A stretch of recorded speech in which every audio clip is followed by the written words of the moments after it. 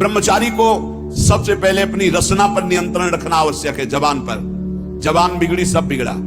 गंदे आचरण वाले, जिनको पवित्रता का ज्ञान नहीं, जिनको केवल अर्थ पिशाच हैं, नाना प्रकार की अपवित्रताएं करके तुम्हें भोजन परोसते हो, गरम गरम तुम्हारे सामने आया, तुम अमृत समझ के खा रहे हो, तुम्हारी बुद्धि नहीं खराब हो जाएगी? सबसे पहले सतमार्ग में चलने वाले को इस रसेंद्री को मारना होता है। रसेंद्री, ये जीत गए, सब जीत गए। और इस मार्ग में सबसे ज्यादा इसी को दुलार करने का अवसर मिलता है।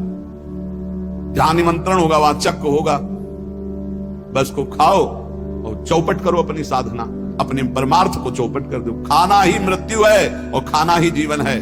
जो पवित्र भगवद अर्पित मित आहार करता है वो अपने जीवन को भागवतिक बना लेता। कितना खाओगे? याद रखो, परमार्थ में चलने के लिए रसेंद्री को बहुत शासन में जरूरत है, बहुत शासन की जरूरत है। रसेंद्री, अगर रसेंद्री आपकी छूटी हुई है तो कोई भी इंद्री आपके कब्जे में आने वाली नहीं।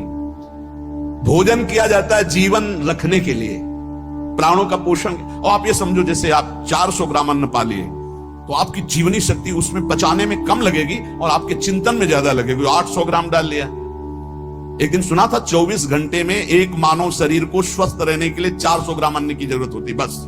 इसके बाद तो ऊपर ओवरलोड करना है। इतनी हानि आप नहीं समझ पा रहे हो, रोगों का घर बढ़ा रहे हो। थोड़ा भोजन करो, सात्विक भोजन करो, और ऐसा भोजन करो जिसमें तेल आदि गरिष्ठ पदार्थ ज्यादा न हो, तो आपकी जीवनी शक्ति बढ़ेगी। आप उसी जीवनी शक्ति से भजन करेंगे। भजन में मन क्यों नहीं लगता? आप देखो, एक दिन खा के अच्छे, और एक दिन 2 रोटी खाओ केवल हमारे कहने के अनुसार, कि आपको लगे कि हाँ भूख लगी अभी, और छोड़ दो, फिर आप भजन में लगो। देखो कैसी वृत्ति जाएगी, सतोगुणी। चंचलता मन की तभी रुकती है जब सात्विक भोजन होता है।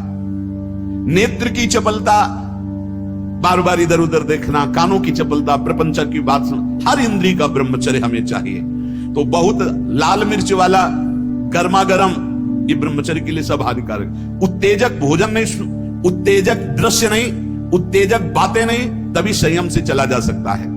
प्रतिदिन एकाग्रता पूर्वक कुछ सदग्रंथों का स्वाध्याय सबको करना चाहिए, सत्संग सुनना चाहिए, परम पवित्र महाभागवतों के चरित्र पढ़ने चाहिए, सरलता पूर्वक विश्वेश्वर भगवान की प्रार्थना, उनका नाम जप करना चाहिए। केवल ऐसे संयम से चलने से सबकी उन्नति का भाव जागृत हो जाता है, निस्वार्थ भाव जागृत हो जाता है। पूरे जगत का मंगल वो कर सकता है जो संयमी है।